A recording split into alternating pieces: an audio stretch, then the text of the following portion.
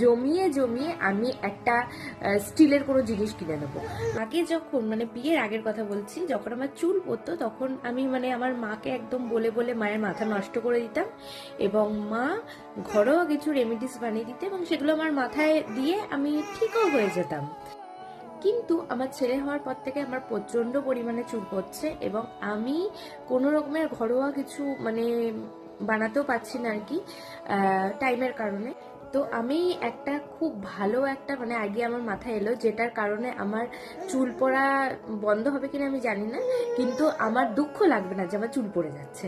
তো সেই ব্যাপারটা হচ্ছে যে আমি ভেবে রেখেছি এবার থেকে যত পরিমাণে আমার চুল পড়বে আমি সেগুলোকে জমাবো। আমার ছেলে কাঁদছে।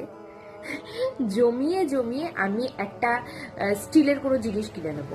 মানে ধরো এখানে আমি দেখি অনেকেই চুল বিক্রি করে সেই কাশ মানে স্টিলের আর কি কোনো রকমের টিফিন বক্স কিংবা গ্লাস কিংবা বাটি এগুলো কিনে নেয়।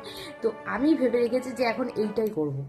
এইটা করলে কি হবে, মানে একটা আনন্দ ফিল হবে যে হ্যাঁ আমার চুল পড়েছে এবং সেটা দিয়ে আমি একটা জিনিস কিনে নিয়েছি, মানে ওই জিনিসটা দেখেও আমার মনটা শান্তি হয়ে যাবে।